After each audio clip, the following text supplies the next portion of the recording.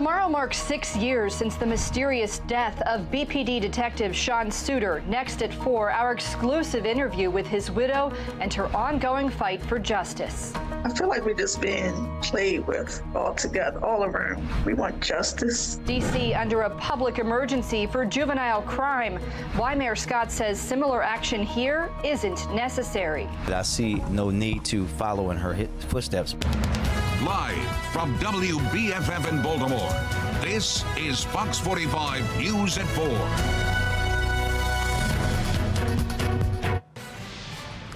Breaking right now, a historic meeting in San Francisco. President Biden meeting with China's leader Xi Jinping for talks on a host of issues.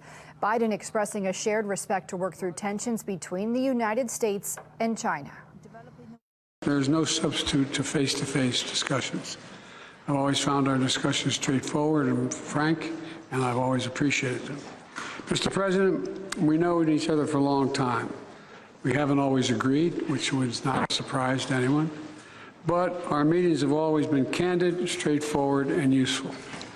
It's the first face-to-face meeting between the two men in more than a year. On the agenda, economic issues, military tensions, and international wars. President Biden is expected to speak on the meeting around 7 o'clock tonight. You can watch those remarks live online at foxbaltimore.com. 6 years ago today, Baltimore City Detective Sean Suiter was found shot in the head at a vacant lot in West Baltimore. The shooting happened just one day before he was scheduled to testify in federal court against BPD's corrupt gun trace task force. In an interview you're seeing only here, Suiter's widow and family attorneys are addressing his death 6 years later. It doesn't get easier. You just have to continue on with life. As it stands, the medical examiner for the state of Maryland has not changed his opinion dating back to 2017 that Sean's death was a homicide. We still, hoping for justice, hoping for answers. Thank you for joining us at 4. I'm Mary Bubala. And I'm Maxine Stryker. An independent review board determined that Suiter committed suicide, but the medical examiner ruled the manner of death homicide. Alexa Ashwell is live in studio with us right now with the family's continued fight for justice. Alexa. Mary, Maxine, the family's fight is twofold. They do not believe Detective Sean Suiter took his own life and want answers as it pertains to the investigation. They've also been waiting years and have yet to receive any line-of-duty death benefits. What exactly happened in this vacant lot between row homes in West Baltimore's Harlem Park neighborhood 6 years ago today still haunts the widow of Baltimore Police Detective Sean Suiter. It's so hard to just let your guards down, smiling at people's faces, not knowing who to trust, not knowing who's really there for you. It's hard. It's just me and my kids. The 5 children Detective Suiter left behind when he was shot in the head November 15th, 2017, and pronounced dead the next day. We now also know that Detective Suiter was shot and killed with his own gun. Former Baltimore Police Commissioner Kevin Davis then saying Suiter was shot after running into the vacant lot while he and another detective were in the neighborhood investigating an unrelated homicide. It was the day before Suiter was scheduled to testify in a federal case involving several city officers and the corrupt gun trace task force. The medical examiner ruled Suiter's death a homicide, but an investigation conducted by an independent review board and then reviewed by MSP determined Suiter's manner of death to be suicide. Neither ruling has changed. For Nicole Suiter. We're just not going to let him go like this, and we're not going to let him vanish like this. When they throw that suicide out there, I know for a fact my husband did not commit suicide because how much he charged his family. It's been 6 long years of not only trying to clear her late husband's name, but also receive the benefits she and her attorneys believe the family is entitled to. Things have been stagnant for quite some time now, and the medical examiner's office has never changed their opinion that this is, a line-of-duty death. And so it's our position, obviously, that this needs to be paid out. According to attorneys representing the Suiter family, 3 line-of-duty benefit claims remain outstanding and have yet to be ruled on. This includes with the city and separate one-time payouts from the state and federal governments. Hundreds of thousands of dollars the family has gone without. Sean Suter's death is the perfect example of a law enforcement officer who dies on the line of duty and is now waiting for 6 long years for city, state, and federal benefits to kick in. And that is problematic. For the Suter family, the pain goes well beyond the money. Nicole Suter today wearing the words that have become her life mission: justice for Sean Suter. We want the answers that we deserve. We want justice. And we just want everybody out there to know that we still fighting. We didn't forget, and we're not going to forget. We didn't give up.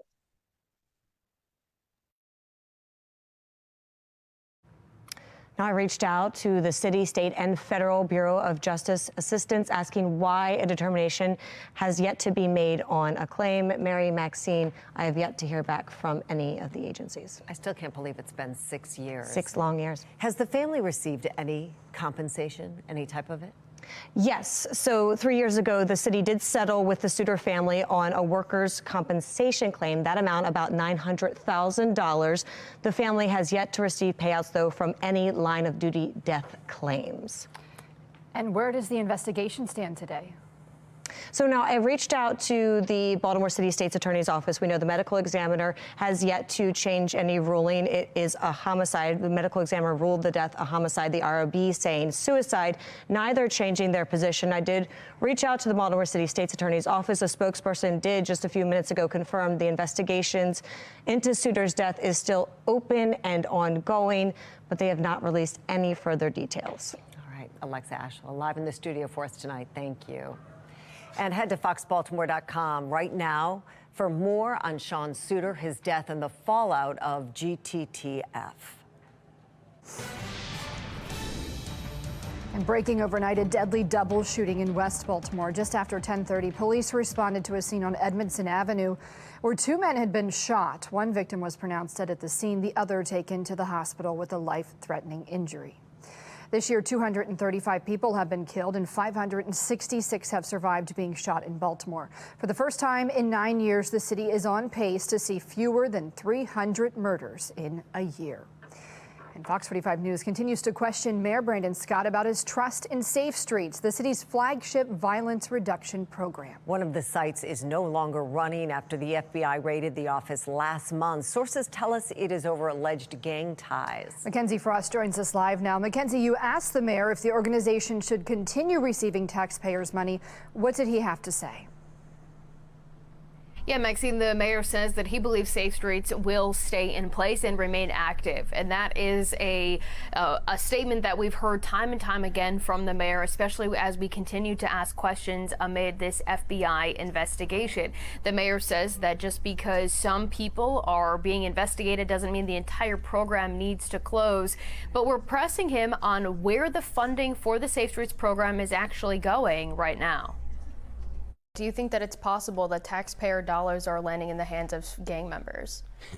Mackenzie, I think that what we should say about that is we know what's possible. What's true is what's possible. And that's the only thing. The facts will come out in cases. You know, I'm not going to talk about an open federal investigation, but anybody that's caught doing wrong, whether it's you, me, or anybody else, is going to be brought to justice under my administration. And right now, the Bel Air Edison Safe Street site is still inactive. LifeBridge, the community-based organization operating it, says it's unclear when the location will reopen. And we do have some new reporting and new information about those employees who were working at the Safe Street site at the time of the FBI search warrant. I'll have those details coming up at 5. We're live in the newsroom. Mackenzie Frost, Fox 45 News. Mackenzie, thank you. In Washington, D.C., the mayors declared a public emergency to tackle the juvenile crime crisis. They're seeing issues much like we are right here in Baltimore, with juveniles out of control with little to no consequences.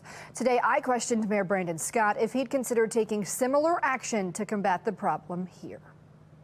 Young people need to have consequences and boundaries. In the nation's capital, Mayor Muriel Bowser declared a public emergency order Monday in hopes of getting youth crime under control. We believe that more kids, as you've heard me say many times, if they've been, arrested for robbery after robbery, shouldn't be in a group home. In my opinion, they should be in a secure detained space. As she advocates for tougher consequences and pushes back against the lenient laws. Good morning, West Baltimore. We questioned Mayor Brandon Scott if he'd do the same. DC's mayor just declared an emergency order there to address the spike in juvenile crime, directing more resources. Given the state of juvenile crime here, is this something that you would consider doing? While Baltimore, like Liza, we've been dealing with similar issues, I want to be clear that I see no need to follow in her footsteps. Car thefts among young people are up 166%, and we continue to report story after story of juvenile repeat offenders let off the hook with minimal to no consequences. We are still frustrated. I am still frustrated that we are continuously arresting the same people over and over. Still, Scott says an emergency order isn't necessary. Let's remember, everybody, that D.C. is a city that's governed differently than ours and any other city in the country. Essentially, D.C. is a city and a state at the same time. They control a whole manner of juvenile systems that we don't, because we have the fabulous state of Maryland, like juvenile service, like social service, like CPS. All of those things are not under the preview of the mayor. The mayor reaffirmed his commitment to working with local and state partners to address the issue and hold young people accountable, but gave few details on exactly how he'll make that happen. Well, we want you to weigh in on our second question of the day. Should Mayor Scott follow D.C. and declare a state of emergency? So far, 89% of those who have voted say yes. You can vote right now at foxbaltimore.com. The state GOP rolling out a new crime plan just yesterday to crack down on juvenile violence, gun crimes, and more. Yeah, there are 5 different bills Republican members of the legislature plan to introduce in the 2024 session. These bills would put new limits on the state's time-served credit program, allowing parent approval of a juvenile facing questions from law enforcement to substitute for an attorney, and allow law enforcement to once again search somebody's car if they smell marijuana. The package also reintroduces policies that have failed in the past, like the Violent Firearms Offender Act, which would increase penalties for gun crimes, and the Gun Theft Felony Act of 2024. That would make the theft of a firearm a felony. In order to keep our community safe, criminal sentences need to mean something. The legislative session in Annapolis begins in January. A Maryland immigrant advocacy group could lose funding over its stance on the war in Israel, while lawmakers are saying Casa de Maryland's comments are unacceptable. Residents claim they're making traffic worse and barely bringing any benefit. The growing frustration over bike lanes in one Baltimore neighborhood.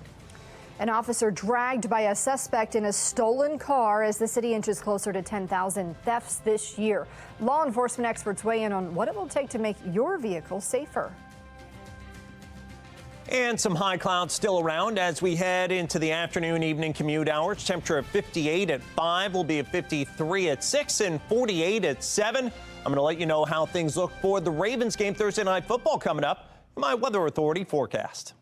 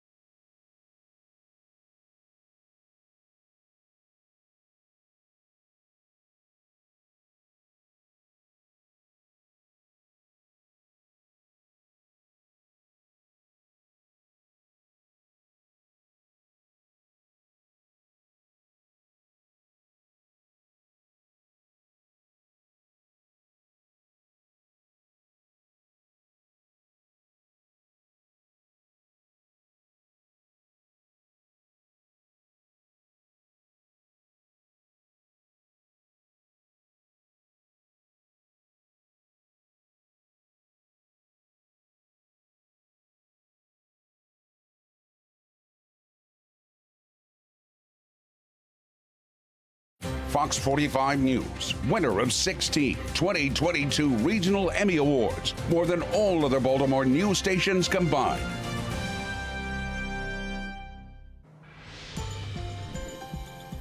The wave of car thefts continue in Baltimore. Data from the Baltimore Police Department shows nearly 10,000 cars have been reported stolen this year across the city. And just yesterday, BPD says one of its officers was dragged several feet while they were trying to arrest somebody in a stolen car. Amy Simpson is live with details in the push to stop this crime wave. Amy? Yes, Mary, Maxine, right now the city is seeing roughly 200 cars stolen every week, and at that pace, the city will likely cross that 10,000 stolen car milestone by next week, by Thanksgiving. And according to the latest data from Baltimore Police, between January 1st and November 11th, there were 9,720 cars stolen across Baltimore City. Now, the city also reports 28-day crime stats, and in that range from October 15th through November 11th, that reveals a 21% decrease in stolen cars compared to the 4 weeks before that. So it raises the question, is the city's car theft crisis showing any signs of letting up? And today, a law enforcement expert shared his perspective. A 21% decrease is a significant decrease, I would say. So it is noteworthy, but I think it's too early to draw any conclusions. The first question is going to be, is it a sustainable decrease or is it not a sustainable decrease? So this expert today indicating that time and more data will be what tells if car thieves in Baltimore City are truly slowing down. And just yesterday in Baltimore's Southeast Police District, we're told that an officer was dragged by a suspect trying to flee in a stolen car. What we're learning about that suspect, the charges he's facing, and the officer's condition, that part of the story coming up at 5:30. Reporting live in Baltimore, Amy Simpson, Fox 45 News. Amy, thank you. Right now, a Baltimore neighborhood is growing more frustrated with bike lanes. That's right. The residents in Northeast Baltimore say they are hardly anyone using those bike lanes, and instead, the lanes are holding up traffic. Jeff Abel went there to check it out. It's rush hour. Everybody trying to get home. But on Harford Road in Hamilton, treacherous. It's no hour to be in a rush. Oh my gosh, this is always jammed up. The frustration began to soar when this 4-lane road became a 2-lane road. The city used the additional space to create bike lanes. But those who live and work along this road say there's one little problem. How many bikes have you seen? I haven't seen a bike around here since I've been around. How often do you see bicycles out here? Not often. You'll see more people jogging and running than you'll see them in this bike lane. So just how many bicyclists are pedaling down these coveted bike lanes? We decided to start counting. And on this sunny afternoon, we staked our ground along this congested stretch of Harford Road. We began keeping watch at 4 o'clock. By 5 o'clock, our bike watch had become a long wait. And by the end of rush hour at 6, we did discover a garbage can blocking a bike lane and a scooter going around a bike lane. But not one bicycle had been pedaled or pushed down this stretch of Harford Road. It's not really safe for no bicyclists to be riding up and down this road, to be honest with you, because they got road rage up here. The city is now on a mission to transform many freshly paved vehicle lanes into bike lanes. In many neighborhoods, community leaders are shaking their heads. All around the country, there are elitist people, fanatical people who believe that they want to improve the world by getting rid of cars. And the way they're going to do it is by narrowing every street that they can, even though it has a negative impact, economic impact on the cities. In this city, they go far for everything that we don't need versus what we do need. I mean, Harford Road, woo. At the end of rush hour, we did find Angel Cook making use of the bike lane on her motorized scooter. She admits she's only here because her car was recently stolen, but insists bike lanes do have value. You might not like it, but it's needed. I mean, it will help the economy. But on this day, all we found were 2 bikeless lanes and one very congested roadway. And that was Jeff Abel reporting. Opponents are now calling on the city council to put the brakes on bike lanes until further study.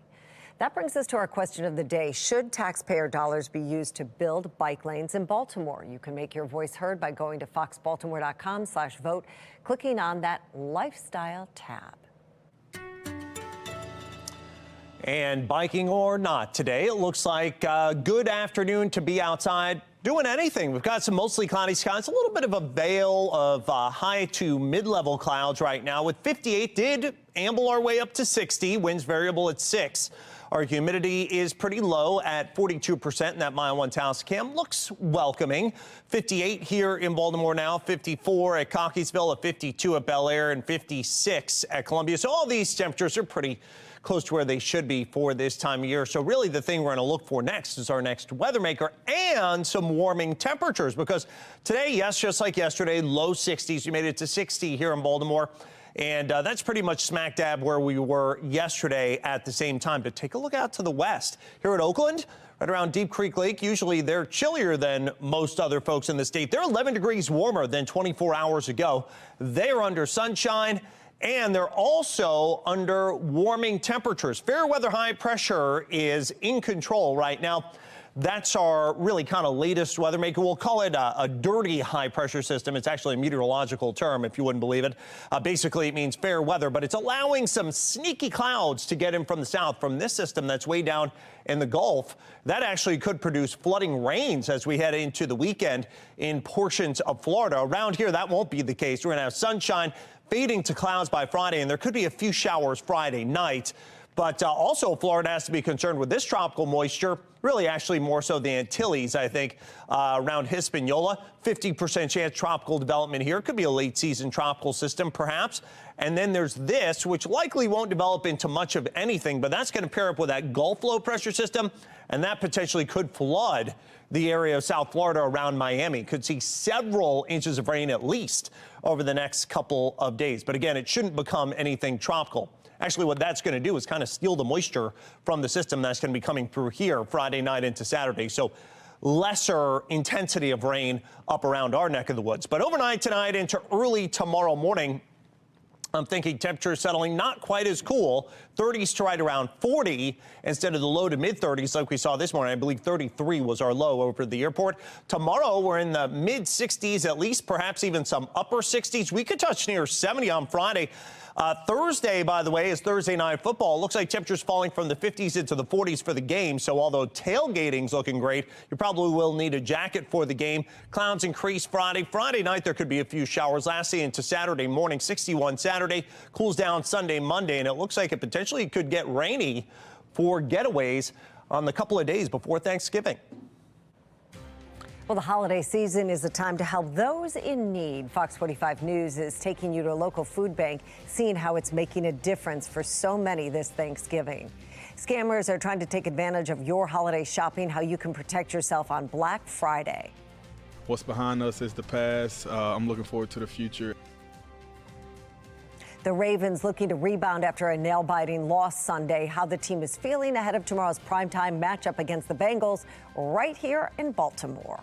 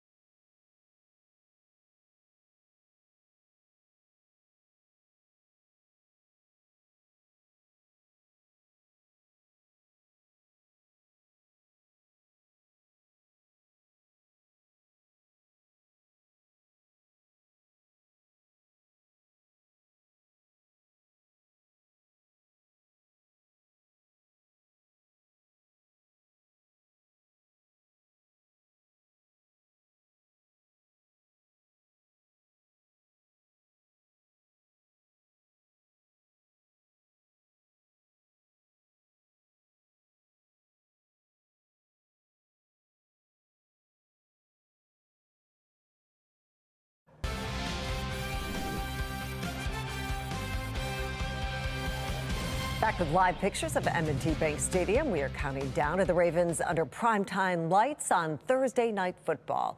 After a devastating fourth quarter loss to the Browns this past Sunday, Baltimore will take on the Cincinnati Bengals. They plan to lean into that home field advantage. Happy to be out there with the guys. So you're prepared to be there Thursday? Yeah, I'm prepared, yeah. It's a playoff atmosphere, especially with that team, what they've been doing lately. Well, the players are also looking forward to wearing their all-black uniforms. Sexy. That's a sexy color. I like the color. Yeah, he called them sexy. Wow, unique way to explain them, huh? When I think of like black, like all black, pretty much what I'm wearing right now, I think of just like, like physical death row type defense. Like that's what I think of when I see like black. It's like more of like, okay, show me what you're about, because like if not, we're gonna show you.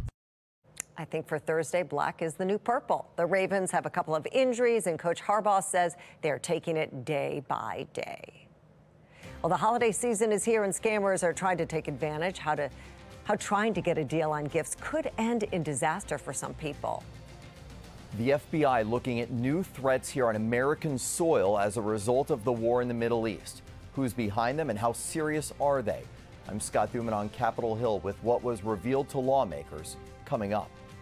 The ACLU saying a threat to pull funding is limiting one group's freedom of speech. The battle between Casa, Maryland and state lawmakers over the group's comments about Israel.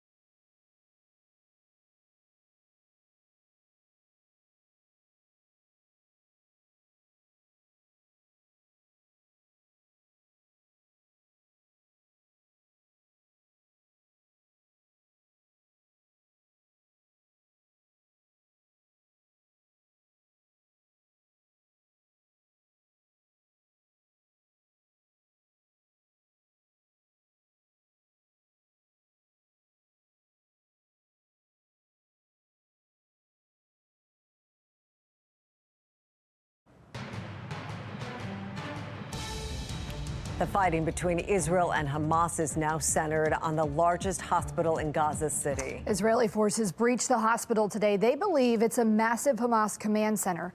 Troops are going room by room looking for military infrastructure, weapons, and hostages. The Biden administration says its own intelligence suggests that Hamas uses these facilities as well as tunnels below them to support its operations.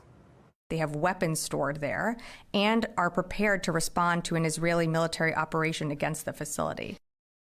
Well, growing concerns tonight about hundreds of patients, including babies in need of aid. You are looking at the first fuel trucks to enter Gaza since the war began last month. Israeli authorities are restricting its use, only allowing for it to transport aid into Gaza, not to power hospitals nor water pumps. The head of UNICEF is warning the situation in Gaza is growing more desperate. The amazing thing was, as we pulled up to the hospital, it was just, there were crowds and crowds of people around there. So many young people, children, it was just incredible. The doctors that I met with, they took me into the place where they have the incubators and the babies in the incubators. And they're very worried about when they're going to run out of fuel for their generators, right? That's the thing that really seemed to occupy their minds at this point.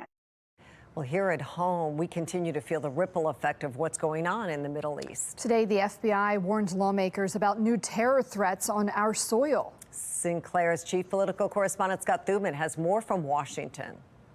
Mary and Maxine, the FBI director on Wednesday telling lawmakers that this hearing is well-timed because the number of threats are way up. The war in the Middle East and America's partnership with Israel making the U.S.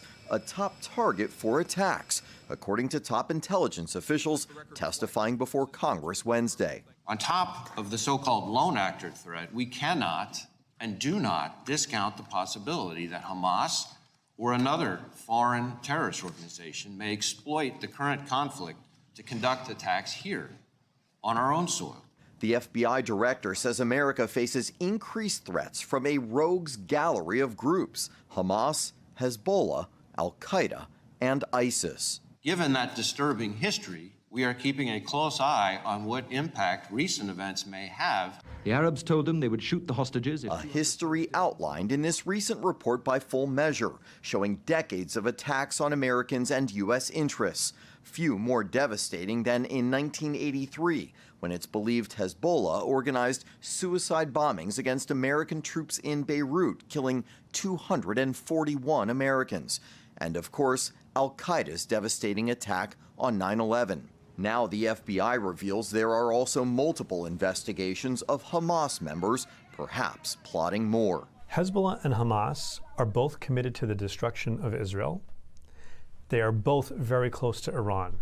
Hezbollah is a Shia militant organization. Iran is a Shia country. Hamas is Sunni, a different sect in Islam, but they're happy to work together on their shared goal of destroying Israel and opposing the U.S. presence. While here at home, houses of worship, college campuses, and large gatherings now seeing added protection. The FBI director says that while Americans should be alert, this is not a time for panic, and that agents are working with urgency and purpose to confront these threats. On Capitol Hill, I'm Scott Thuman, Fox 45 News. A woman from Parkville has been arrested for a road rage shooting in Baltimore. Police taking 40-year-old Nisha Jackson into custody. Investigators say last Wednesday, Jackson and another driver began throwing things at each other's cars as they were driving along MLK Boulevard. The confrontation continued, leading to a shooting along Lombard Street downtown. Finally, the two cars were stopped on Waterview Avenue in South Baltimore, where Jackson was arrested. Police say they found a loaded gun in her car, along with nearly $10,000 in cash. Jackson did have a legal carry permit, but she is facing multiple charges, including attempted murder. And Baltimore's DPW needs your help to check for possible lead pipes across the city. The mayor says federal law requires the city to take an inventory of its lead pipes and work towards replacing them. Now, the Department of Public Works is now trying to inspect more than 270,000 pipes, potentially containing lead and copper. Baltimore officials are asking residents to complete a survey and test the pipes in their own homes to help identify which need to be replaced. This nationwide effort is about closing a knowledge and data gap that has persisted for decades in nearly all of our communities to ensure the safety of residents and to be able to pinpoint any remaining problem areas that may exist anywhere in the system. The mayor says there are no known public water service pipelines containing lead, and the drinking water in the city meets federal safety guidelines. However, the city does not know if private pipes servicing individual homes and businesses have dangerous piping.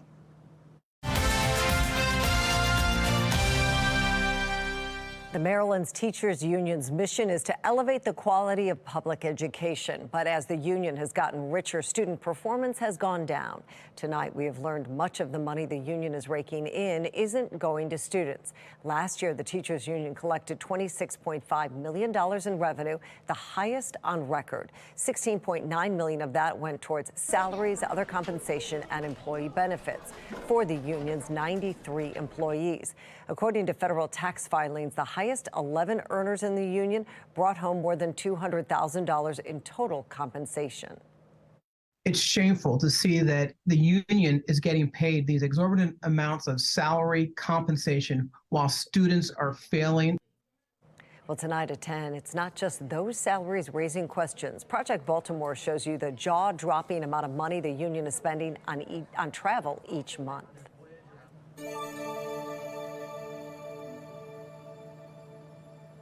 Well, Black Friday is 2 weeks away, and a warning tonight about bad actors who may be trying to gobble up your savings. Scammers know this is a busy time of year and look to take advantage of the holiday season through misleading social media ads, fake websites, and other tricks to steal your personal information.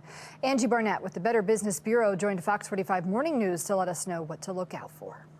Fake websites are designed to lure you in, usually with lower pricing, or you may really think you are on the name brand you're looking for, so you've got to be careful. Experts are also warning against fake shipping notifications through email and text messages, which contain links that could download malware onto your phone or computer. But before Black Friday comes Thanksgiving, of course, a time for helping those in need. That's right. Mark Clark was at the Anne Arundel County Food Bank to see how they're giving back to the community this holiday season. That's right, with CEO Leah Paley. And Leah, you actually opened up a can of worms. You were saying the need is really great, like 30% more demand this year. Talk to us about that. Yeah, the biggest reason, aside from inflation, is because all of the federal programs that came about during the pandemic have ended. So things like the expansion to SNAP benefits, everyone was eligible to receive the maximum amount, and that went away at the end of February for Marylanders. So we saw a dramatic spike right after that in terms of the number of people going out to food pantries to request assistance. Wow, and so what about the donations? Are donations up or down?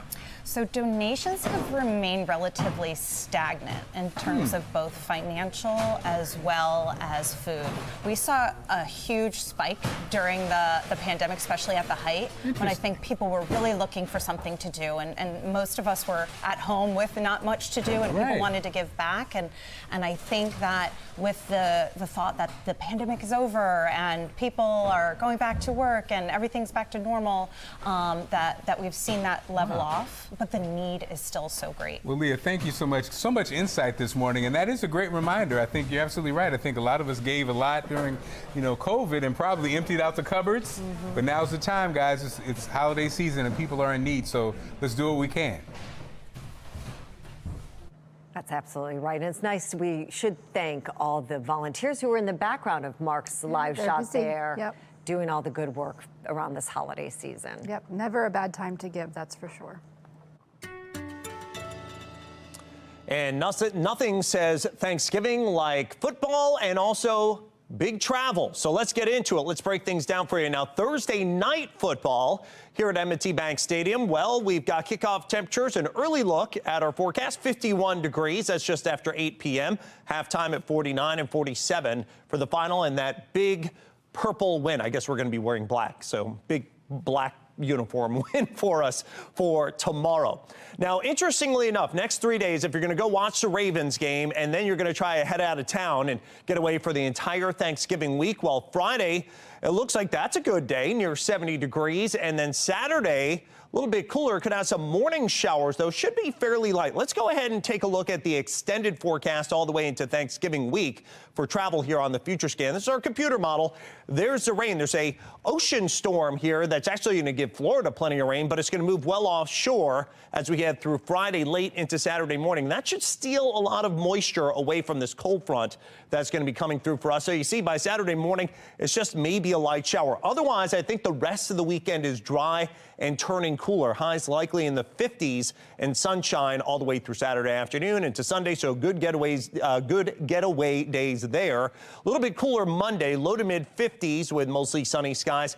Then it gets more interesting on Tuesday. Most computer models say some sort of rain develops on Tuesday, and it could be a chilly rain. But look at this at 10:15 in the morning. This is our GFS future scan computer model from earlier this morning. This is the latest run that we have in. Look at that blue just north of Baltimore. Now, at 10:15 in the morning, temperature should be rising well into the 30s to near 40. So it shouldn't be much of a travel problem that would equate to anything more than just wet roadways. But this computer model says, hey, it could be cold enough for maybe a little wet snow at the onset, especially north and west, and otherwise just a chilly rain as we head into early Wednesday for big getaway day here, and then it should be tapering during the afternoon. So that's going to be your best time to get out of here for Thanksgiving. We're going to break everything down for you next 7 days and let you know when we could be hitting near 70 degrees, when it's going to be chilly, the whole gamut in a couple of minutes. Thousands are evacuating over fears of a volcanic eruption, the latest on the developing threat of a natural disaster in Iceland. Record numbers of migrants at our southern border have brought with them serious questions: moral, political, and financial. I'm Christine Frizzell with a new breakdown of the cost.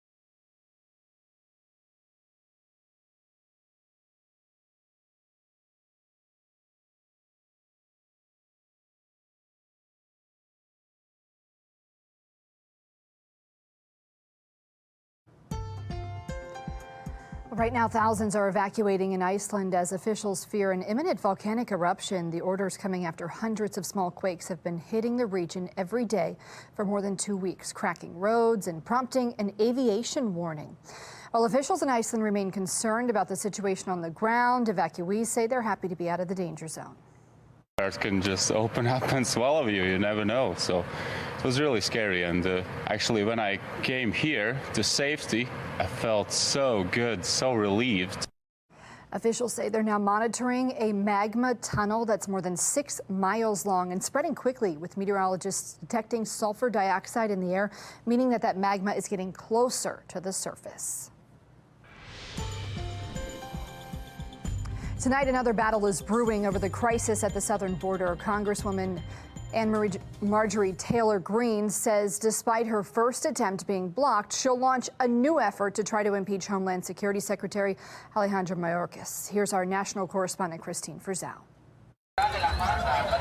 It has been one of the greatest challenges for the Biden administration, how to respond to the influx of migrants showing up every day at the southern border. We do not minimize the significance of the challenge at the southern border. It is reflective of a challenge that is gripping our entire hemisphere and, in fact, the world. But Republicans blame the Biden administration itself for changes in policy. They say dismantled the security system at the border, including canceling the Remain in Mexico program and asylum cooperative agreements, and scaling back construction of the border wall. As a result, people tested the system, were released into the country, called home, and millions more came.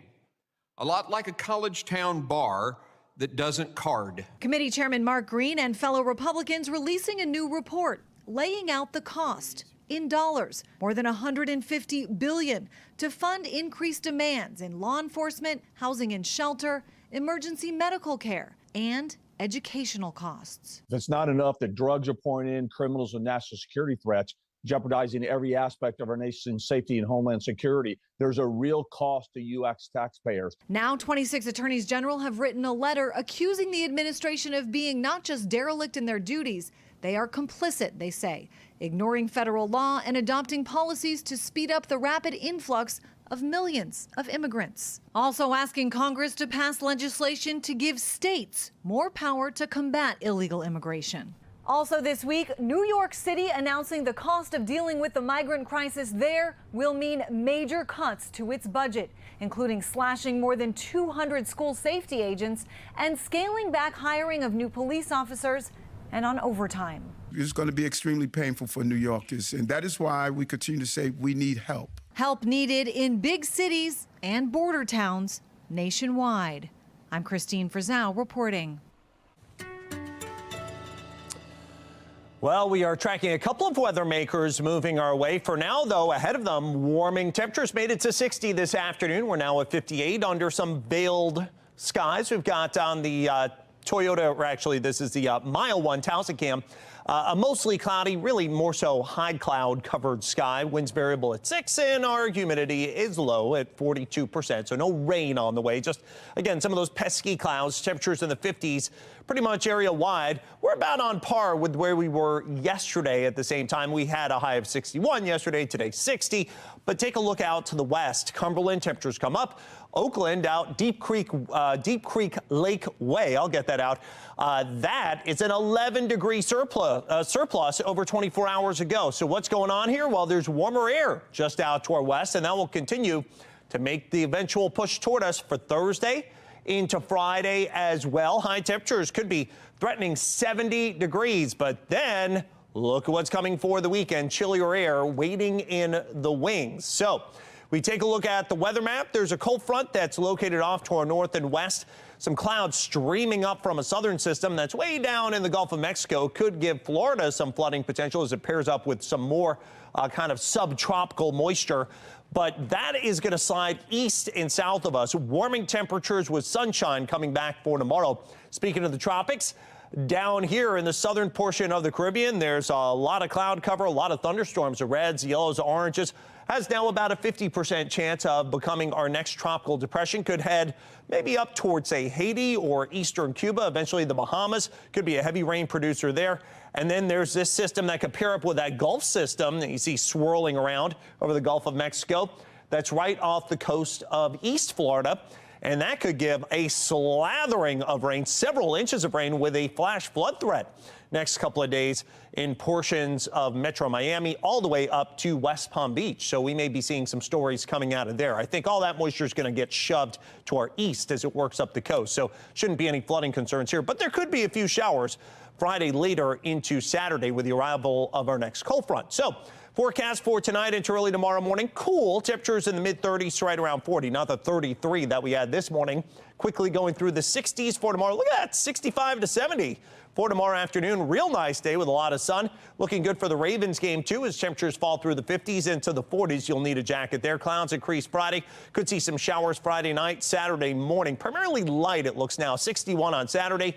And Sunday, Monday, lots of sunshine for getaways for pre-Thanksgiving. Tuesday, Wednesday, though, could get kind of wet around here. Highs in the 50s Tuesday as well as Wednesday. A chilly rain coming through.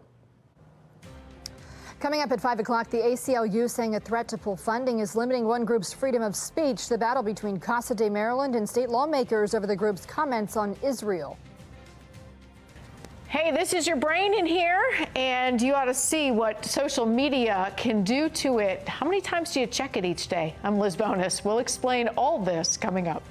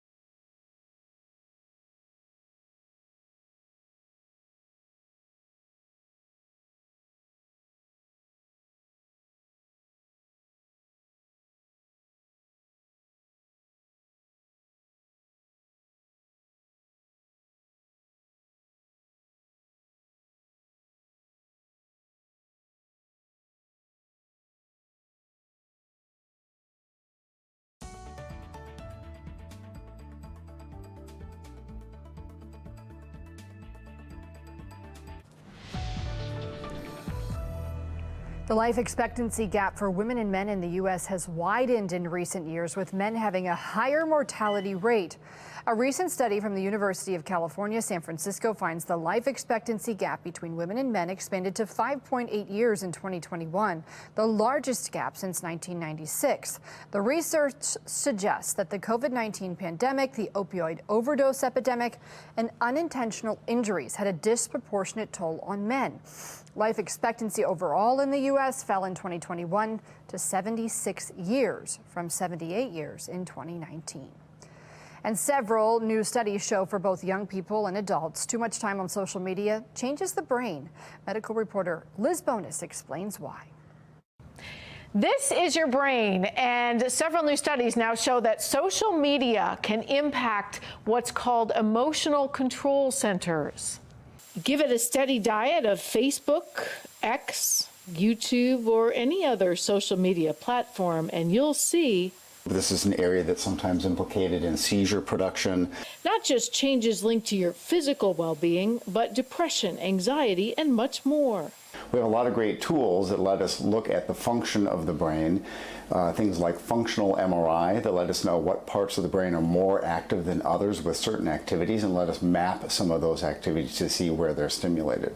As for where those areas are and what they do, neurosurgeon Dr. Andy Ringer of Ohio's Mayfield Brain and Spine told me in young people, when researchers compared those who checked social media more than 20 times a day to those who checked it once. It's not too dissimilar to what we see with other addictions such as substance abuse. The good news? For adults that were somewhat addicted to Facebook or other social media, if they limited their use to no more than 30 minutes a day for at least 3 weeks, they saw a significant improvement in their behavioral profiles. And according to the Journal of Extended Reality, taking a 1-week break can also have the same positive impact on the brain. I'm medical reporter Liz Bonus. Back to you. Coming up on Fox 45 News at 5, the mayor doubles down on safe streets amid the FBI's investigation. Looking into his claims the possible gang ties don't show a broader issue within the organization. And it's not just everyday cars that are being stolen. A closer look at how delivery drivers are falling victim to the surge in car thefts this year.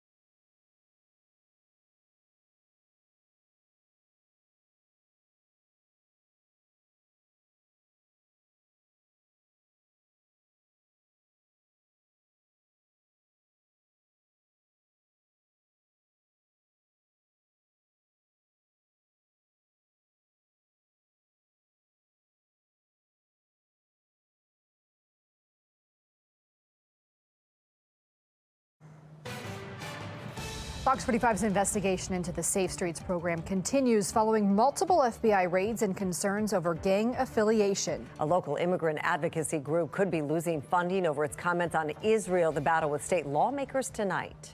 Plus, car thefts continue to plague Baltimore residents as Baltimore is poised to hit the 10,000 mark. Live from WBFF in Baltimore, this is Fox 45 News at 5. The city's flagship gun violence prevention program and the ongoing juvenile crime crisis. Fox 45 News pressing Mayor Brandon Scott on two prominent issues in Baltimore City and demanding answers for you. Thank you for staying with us. I'm Mary Bubala. And I'm Maxine Stryker. We've been pressing city leaders on answers surrounding both of these issues for months. When it comes to the Safe Streets program, Mayor Brandon Scott isn't saying much about the latest FBI investigation. Fox 45's Mackenzie Frost joins us live. And Mackenzie, you pressed the mayor today on concerns about gang affiliation and Safe Streets workers. Yeah. Yeah, Mary, that's right. The mayor says that anyone who is found guilty of committing crimes while working for the city or city-affiliated programs like Safe Streets will be held accountable. But his answers are raising even more questions about what's going on inside this gun violence prevention program. Few details are emerging regarding the FBI probe after agents showed up at the Bel Air Edison Safe Street site on October 26th, as well as 2 employees' homes. Have a good day. Sources close to the FBI investigation tell Fox 45 News it's connected to possible Black Guerrilla Family or BGF gang affiliation. Fox 45 uncovering this 2010 federal search warrant outlining how BGF worked to expand and look like a legitimate organization. According to the documents, a group led by a BGF street leader was awarded funding for the second Safe Streets site in Baltimore. But the gang Safe Streets connection doesn't end there.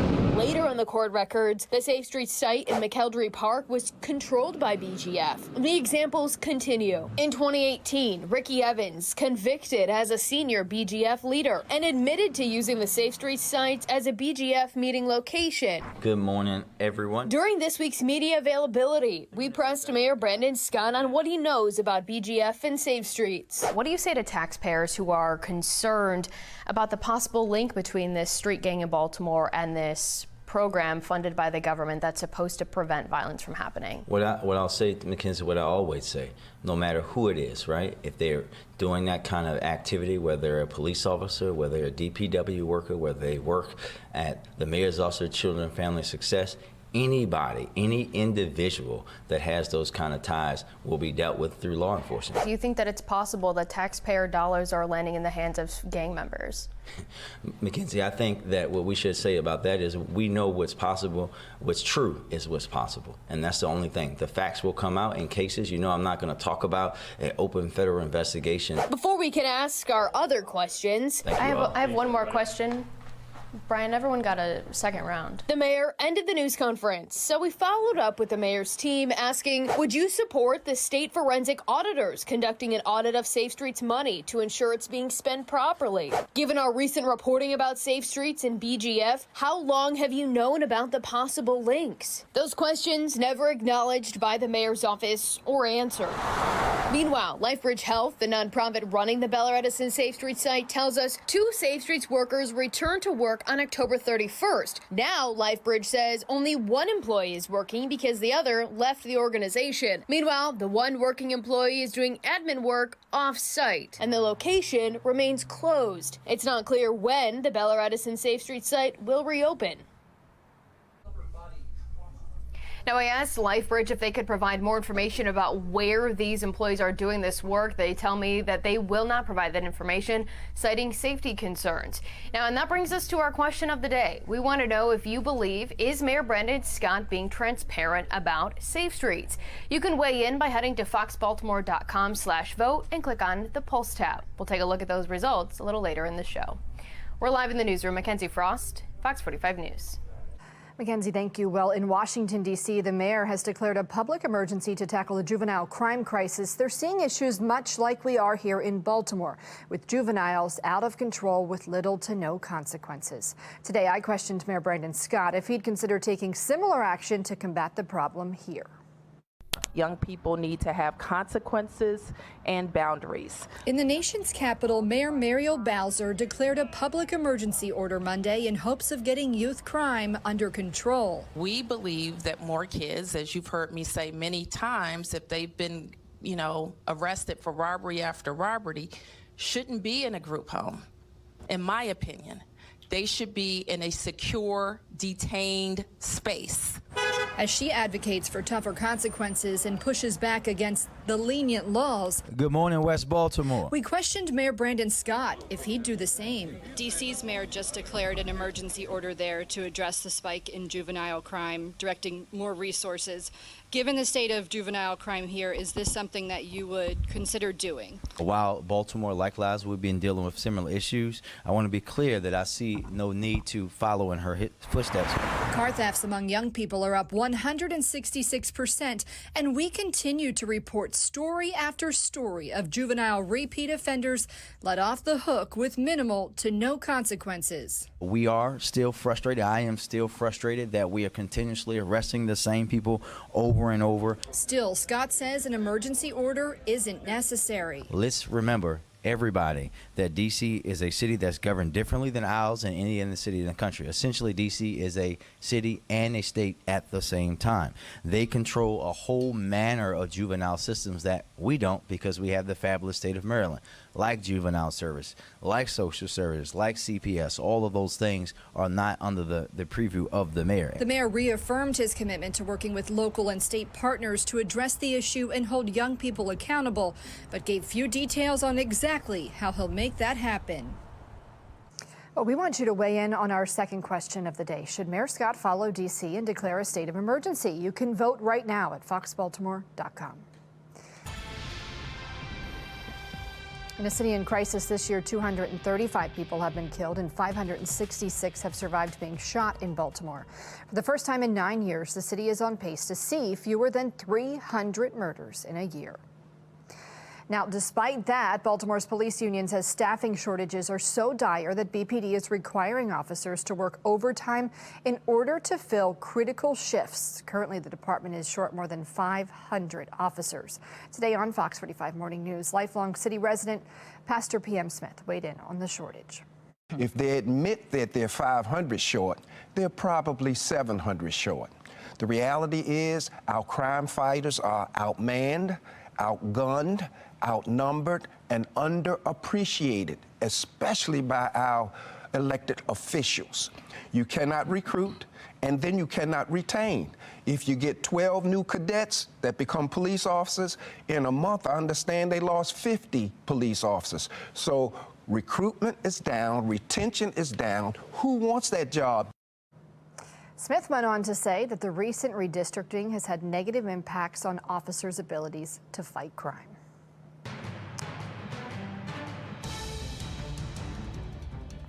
Fighting is intensifying in northern Gaza as Israeli forces raid the area's largest hospital. Israeli forces extending their control today and raiding Al-Shifa hospital in the heart of Gaza City. Israel says a massive Hamas command center is below the hospital. Troops are looking for military infrastructure, weapons, and hostages.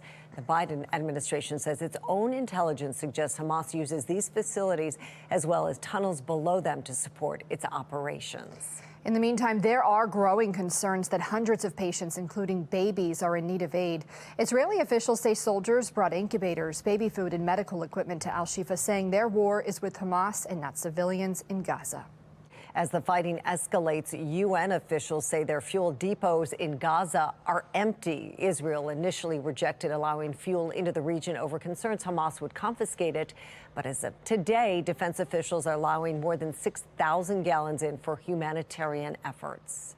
More Americans are saying that Israel's response to Hamas's terrorist attack is going too far. According to the latest NPR PBS NewsHour Marist poll, 38% of Americans think that Israel's response is excessive. That's up 12 percentage points from a month ago. The same amount think the response has been about right, and 17% think it's not enough. Political support and public funding are now at risk for a Maryland-based nonprofit over what some are calling anti-Semitic rhetoric. Last week, Casa's longtime executive director releasing a controversial statement on the war in the Middle East. Fox 45's Rebecca Pryor has more on what was said in reaction tonight from both sides. Rebecca? Well, Casa has since walked back those controversial comments, but for some lawmakers, they're saying it's too little too late, while others are now coming to Casa's defense. Vile, hateful, and anti-Semitic. That's how dozens of lawmakers are describing this now deleted statement from a Maryland-based immigrants' rights group. The remarks coming from Casa's executive director, Gustavo Torres, expressing Casa's steadfast support for Palestine's relentless fight for freedom. The statement going on to call for an immediate ceasefire, the halt of U.S. tax dollars promoting the ongoing violence, and concluding with, quote, "We firmly assert free Palestine now." I was obviously hurt. I was surprised. And for them to go ahead and, just come out and call for a genocide of Jews is pretty horrendous. State and local leaders issuing a swift and strong response. 19 Jewish Maryland General Assembly members calling the comments deeply disappointing, inaccurate, and ill-conceived, while 7 Montgomery County senators threatening to pull public funding. This is the comments already costing Casa private funding from one of its largest donors, the Harry and Jeanette Weinberg Foundation, withdrawing a previously approved payment of $150,000. Writing in a statement, quote, "We realize that events in the Middle East leave room for honest discussion, debate, and disagreement, but there is no place in our world or our community for hate." Attempting to apologize, Casa replacing the controversial statement with a brief post reading in part, quote, "We write to acknowledge that our words have caused hurt. We are conducting further work to refine our message and clarify our values and will issue another statement soon." I wouldn't really call it a full apology, but then it says that they're going to put out an updated statement. Yet it's been over a week and they haven't done so. And so clearly they're not really sorry about this statement that they put out. That's a good start, and certainly it's an appropriate thing to do. I am of the belief that more should be done. But while some argue the damage is done, dozens of other local advocate groups now demanding lawmakers retract their threats to strip funding, including Maryland's ACLU, who says they are firmly defending Casa's right to free speech. Any group that's going to support a statement like the statement that they put out is clearly part of the problem here. Now, today I reached out to Casa asking for a response to the pooled funding and calls for the executive director's removal, but as of news time tonight, have not heard back. Reporting live, Rebecca Pryor, Fox 45 News. We are following breaking news in the federal case against former Baltimore City State's Attorney Marilyn Mosby. Her second trial for the 2 charges of making false statements on loan applications is set to begin January 18th. Jury selection will begin January 16th. It comes after Marilyn Mosby was found guilty on 2 counts of perjury last week. She will not be sentenced in that case until after this second trial in January. All 4 charges are connected to her purchase of 2 vacation homes in Florida. Well, still ahead tonight, 6 years later, the family of a Baltimore City detective shot and killed at a vacant lot is still fighting for justice. The questions that still remain surrounding Sean Suter's death. I'm Atrell Nishar with how Chinese disinformation campaigns are adding tension to a high-stakes meeting between President Biden and Chinese President Xi Jinping. And if you'll be spending the evening out, maybe at the kids' school sports fields, temperatures going to be cooling down. You're going to need some layers and jackets. Temperatures falling from the 50s back down into the 40s by 8 and 10 p.m. I'm going to let you know how long we're going to deal with these chilly overnights and cool afternoons, and we could be near 70. My Weather Authority forecast.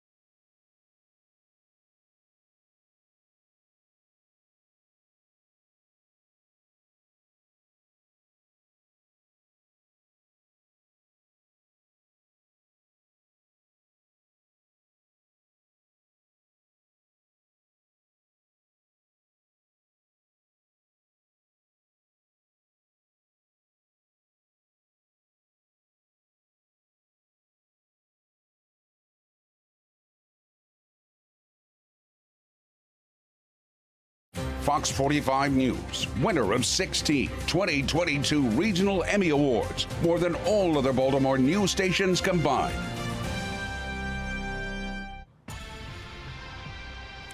Eight teenagers are now facing murder charges after the brutal killing of a 17-year-old near a Las Vegas high school. Police believe they are part of a group of at least 10 people who beat 17-year-old Jonathan Lewis to death earlier this month.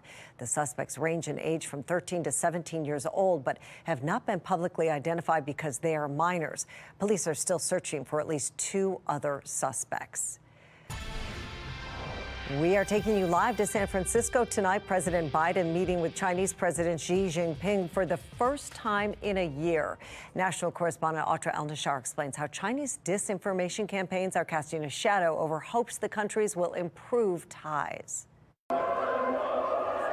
The world is watching every move and every word that comes from a meeting between President Biden and Chinese President Xi Jinping. President Biden, what's your message? Among the sources of tension between the countries are accusations they've each made that the other is using disinformation to manipulate their citizens. The U.S. government says the Chinese Communist Party is trying to reshape the global information environment. China is seeking to really influence how the world works and to really shift the balance of power in a different direction. One of their biggest tools, social media, often spamming or harassing dissidents. Yeah, they try to shut me up. They try to silence me, to minimize my voice. Activist Chen Po-kung, an American citizen, tells CNN Chinese police broke into a Zoom meeting he organized for fellow pro-democracy activists. They started shouting, he said. The U.S. State Department says Beijing spends billions of dollars on a digital ecosystem to push false or biased narratives serving Chinese interests. It's meant to kind of scare people, to get them to self-censor, to create this environment of fear. The Department of Justice has charged dozens of Chinese officials for alleged transnational repression schemes involving fake social media accounts. Now, China has long denied such accusations. Its foreign ministry has said China is the top victim of disinformation, while the U.S. is the biggest source of spreading disinformation. We haven't always agreed. It's unlikely the two leaders find a way to address the issue during their meeting in San Francisco. President Biden going into the meeting hoping to simply restore their ability to correspond at all. In Washington, I'm Audra El-Nashar reporting. New tonight, a new multi-million-dollar firefighting facility is coming to Baltimore County. The county executive announcing a 6-acre site on Edmondson Avenue will be transformed into a state-of-the-art replacement for the Catonsville Fire Station. The current station was built back in 1928. County leaders are planning to turn that historic station into a fire museum. The county already spent $2 million for the site of the new station. Construction is expected to begin in December 2024. A beautiful day coming to an end. Some extra clouds, though, across our skies. Bay Bridge on our traffic cam network looking pretty busy, but the traffic moving by as we head out toward Annapolis at the far side of your screen. And you see that sunset there. Beautiful. 55, mostly cloudy skies. Winds out of the south-southeast at 6. Our humidity at 62% after a day spent up near 60 degrees, which is just 2 degrees above average. 55 now here in Baltimore. In fact, a lot of 50s across the map. And as we hang on to some of those clouds, may temper our temperature fall a little bit during the early overnight hours, but later on it will clear and we could be down into the mid-30s overnight. Temperatures are close to or maybe even a degree or two warmer than they were 24 hours ago here in Baltimore and surrounding area. But you go into, say, Garrett County, Oakland now 11 degrees warmer than just 24 hours ago. And that warmth will continue to move east, displacing what chillier air is left across our area, which means temperatures by tomorrow, mid to upper 60s, and could touch almost 70 on Friday before yet another bout of cooler air moves toward us as we head into our weekend. So the clouds They've been with us from a system that's kind of streaming this stuff in from the Gulf of Mexico. You see it way at the edge of your screen. Fair weather, high pressure, otherwise in good control. So here, where we live at the surface, although the clouds are upstairs, it is very dry and, of course, no rain threat. Warming temperatures on the backside of this. The skies will clear as this band of clouds shifts east later tonight into tomorrow. There's a cold front off to the north that's going to help to take all this mess in the Gulf and all this stuff that's down to the south and east, shove it off the coast, but will give us a risk of some showers potentially Friday night into Saturday morning. Now, in the tropics, there's a now 50% chance of development over the next 7 days. That could end up heading toward perhaps Hispaniola, Haiti area. That could be a potential tropical depression, at least a big heavy rain producer. And then there's this very, very low chance of development that's near the Bahamas. That's eventually going to move its way north and east, but it's going to combine with that thing that's out in the Gulf of Mexico, and that could give flooding rains to portions of Florida all the way through the end of the week. Maybe several inches of rain coming the way of West Palm Beach and Miami. But again, that should go off to our east and over the ocean and away into the weekend. So that should not be a problem for us. But the future scan overnight into early tomorrow morning, what will be a problem is some temperatures back in the 30s. Not a big problem. It's about average for this time of year, but you will need some layers and a jacket toward tomorrow morning. And then as we head into tomorrow afternoon, beautiful warm up, more sunshine than today, highs in the 65 to 70 range. Just a gorgeous Thursday. And of course, tomorrow's a Ravens Thursday as well. Just after 8 o'clock is our kickoff time. Temperatures falling from around 50 or so into the 40s for the game. But any tailgating, you may even be able to get away with short sleeves in the afternoon. Near 70 on Friday, some showers late Friday into Saturday morning. 61, it clears out, turns breezy Saturday, breezy day with bright sun on Sunday. Monday, Tuesday, Wednesday, very variable days for getaways here into Thanksgiving week. Good getaway day on Monday, but we could see some showers developing. Some computer models even say although temperatures are going to be well above freezing as it starts, could be some wet snow north and west mixed in to begin, and that'll be showers later Tuesday on into Wednesday. Detective Sean Suter died 1 day before he was set to testify against the Gun Trace Task Force tonight. 6 years later, Fox 45 News talking exclusively with his wife, who is still fighting for justice.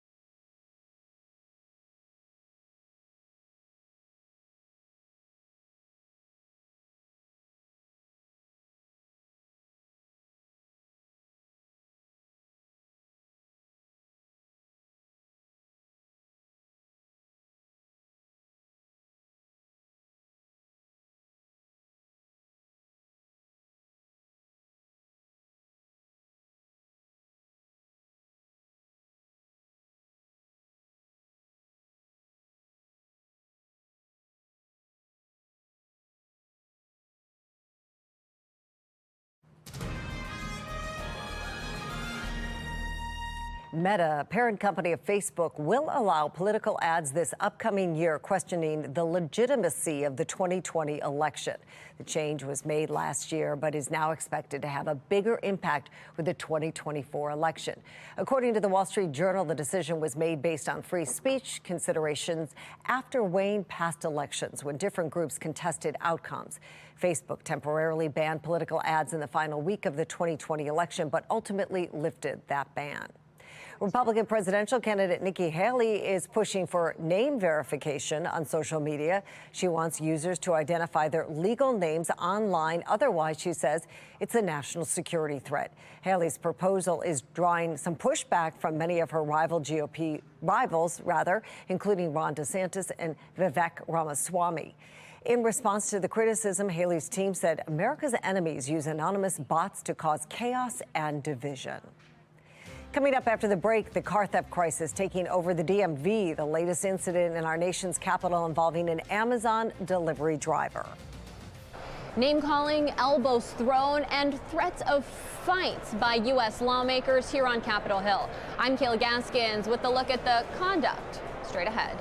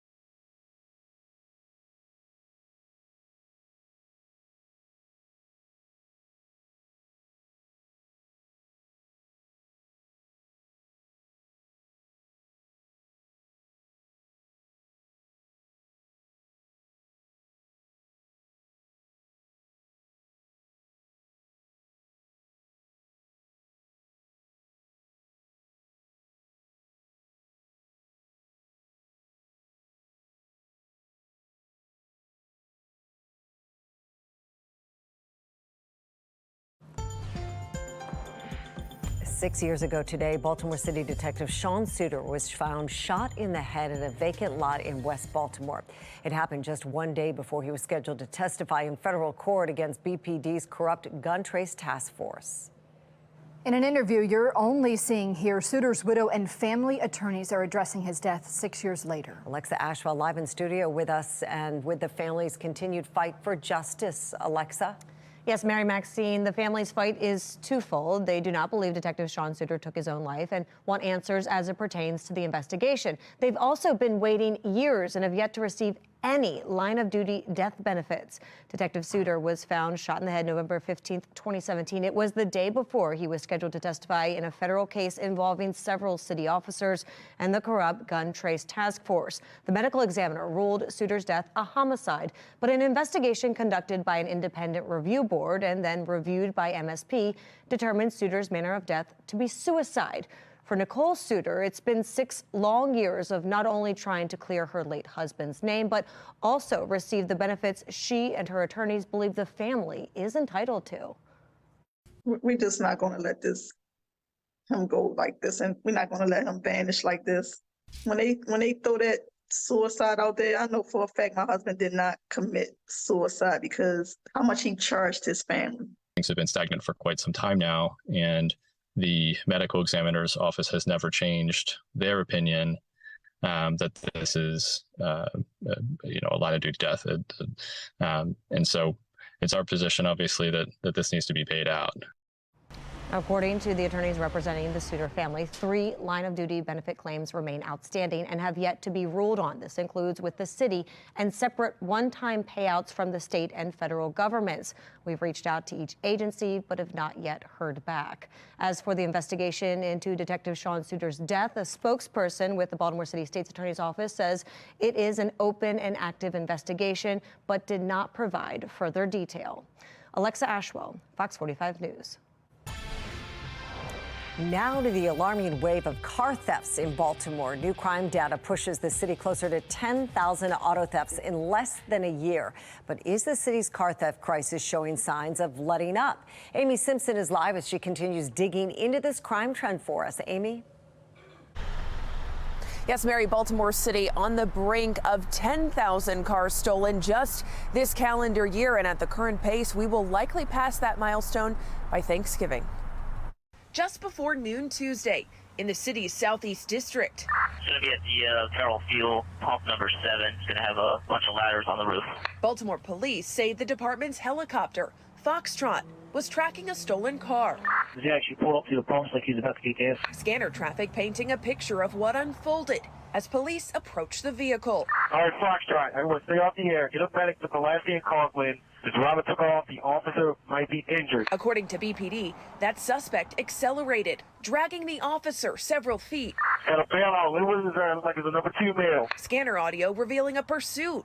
Officers eventually arresting 30-year-old Nicholas Peters. Peters facing charges including stolen auto and assault. BPD says that officer was treated and released. But this dramatic pursuit of a suspected car thief comes as Baltimore City is on the brink of 10,000 cars stolen since the beginning of the year. New crime stats from BPD revealed 9,720 auto thefts between January 1st and November 11th, a 224% increase in stolen autos year over year. The numbers have been alarmingly high this year. Law enforcement expert Jason Johnson weighing in. I don't think anyone had on their 2023 card of predictions for Baltimore City that auto thefts would reach such heights. But along with that significant year-over-year jump in auto thefts, crime stats from October 15th through November 11th reveal a 21% decrease in stolen autos compared to the 4 weeks prior. Whenever we look at crime statistics, it's important to know that there is an ebb and flow of crime numbers. So across all categories of crime, you will see increases and decreases. They don't always mean anything. This expert indicates time and more data will tell if car thieves in Baltimore are slowing down. A 21% decrease is a significant decrease, I would say. So it is noteworthy, but I think it's too early to draw any conclusions. The first question is going to be, is it a sustainable decrease or is it not a sustainable decrease? And as for that suspect accused of dragging an officer in a stolen car yesterday, no formal charges appear in court records just yet. BPD tells me that suspect is in the hospital himself. Reporting live tonight, Amy Simpson, Fox 45 News. Amy, thank you. Well, it's not just everyday cars that are being stolen. Now we are seeing Amazon delivery drivers fall victim to auto thefts and carjackings. Sam Ford with our Sinclair sister station in Washington, D.C. has the story. The chase through D.C. and Prince George's streets went on for nearly an hour last night before a carjacked Amazon delivery truck was stopped and one arrest made. days after a UPS delivery driver was carjacked of her truck in Glen Ardent and a FedEx truck stolen in Maryland, recovered in D.C. We have to stop people who are stealing cars. And when the police arrest them, we can't let them go out to steal another car. This was an event for a new infrastructure academy to train the most needy for good jobs. She and other attendees expressed outrage. The holidays are a particularly vulnerable time for our residents because people get bold. They get bolder. They try to steal every package. They feel entitled to take what doesn't belong to them. And we need to be extra vigilant. It's unbelievable that somebody's got to put their life on the line just to deliver packages to folks during this holiday season. The president of Teamsters Local 639 said one of his members was the UPS driver carjacked in Maryland. She's a single mom, gets a gun pointed in her face and told to give up the truck or basically die. And so she gives up the truck. She's an emotional wreck, and she's not able to work. She's seeking counseling, and UPS won't even pay her for the time that she's out due to this dramatic event. So there are many facets to these stories. We reached out to UPS that challenged the union's claim, saying that they are in regular contact with the driver and that UPS is offering support. Reporting from Washington, I'm Sam Ford for Fox 45. If you have a stolen car story or know someone who's been impacted by the spike in auto thefts, we want to hear about it. Just scan the QR code on your screen, tell us what happened, or send an email to news@foxbaltimore.com. How many bikes have you seen? I haven't seen a bike around here since I've been around here. Frustration is growing as the city continues to turn sections of roadways into bike lanes. On a stretch of Hartford Road in northeast Baltimore, crews just recently turned a 4-lane road into a 2-lane road. Many communities are now protesting the construction of the new bike lane, saying they're creating more congestion for cars. All around the country, there are elitist people, fanatical people who believe that they want to improve the world by getting rid of cars. And the way they're going to do it is by narrowing every street that they can, even though it has a negative impact, economic impact on the cities. Opponents are now calling on the city council to put the brakes on bike lanes until further study. That brings us to our question of the day. Should taxpayer dollars be used to build bike lanes in Baltimore? You can make your voice heard by going to foxbaltimore.com/vote, clicking on the lifestyle tab. The Maryland Teachers Union's mission is to elevate the quality of public education. But as the union has gotten richer, student performance has declined. And tonight, we've learned much of that money the union is raking in isn't going to students. Last year, the Teachers Union collected $26.5 million in revenue, the highest on record. $16.9 million of that went towards salaries, other compensation, and employee benefits for the union's 93 employees. According to federal tax filings, the highest 11 earners in the union brought home more than $200,000 in total compensation. It's shameful to see that the union is getting paid these exorbitant amounts of salary compensation while students are failing. Tonight at 10, Project Baltimore digs into the union's federal tax filings, what we have learned about the average earnings for a Maryland Teachers Union employee. Taking a live look from Capitol Hill tonight, where rising tensions among U.S. lawmakers have seen name-calling and alleged assault and a challenge to a fist fight. National correspondent Kayla Gaskins has the story. It started with a he said, she said in a narrow hallway of the Capitol. Got elbowed in the back, and it kind of caught me off guard because it was a clean shot to the kidneys, and I turned back, and there was Kevin. Former Speaker of the House Kevin McCarthy denying the allegation. No, I did not elbow him. No, I would not elbow him. Maybe it's time for Thanksgiving. You know, I think maybe everybody needs a little break here. What you hope up here is we're talking about issues, and we're focused on, you know, how do we make this a better place for the American public. The incident perhaps getting the most attention. Senator Mark Wayne Mullen, a former MMA fighter, challenged a hearing witness to a fight. Tweeted at me 1, 2, 3, 4, 5 times. Quit the tough guy act in these Senate hearings. You know where to find me. Any place, anytime, cowboy. Sir, this is a time, this is a place. We can finish it here. Okay, that's fine. Perfect. You want to do it now? I'd love to do it right now. Well, stand your butt up then. You stand your butt up. Oh, hold on. Big guy. Oh, stop it. Is that your solution, every poll? No, sit down. Oh, you're a clown. Sit down. Look at you. You know, you're a United States Senator. Some say these tiffs represent widespread pressures. We're seeing an explosion of violence across the world, and that tension is manifesting itself right here in the halls of the Senate. Arguing such behavior is not acceptable for the country's elected leaders. We need to pay attention because kids pay attention, countries pay attention, the people in this nation pay attention. This is where we've got to stand up and be the adults in the room. Representative Matt Gaetz filing a formal ethics complaint against former Speaker Kevin McCarthy for the alleged altercation with Representative Burchett, saying the matter deserves a swift and immediate investigation by the Ethics Committee. On Capitol Hill, I'm Kayla Gaskins. Coming up after the break, Thanksgiving is just over a week away. How you can save big this year on your Turkey Day feast. The money's not worth the hassle. I'm Angela Brown in Washington, D.C. We dive into why more younger workers are saying no to becoming managers.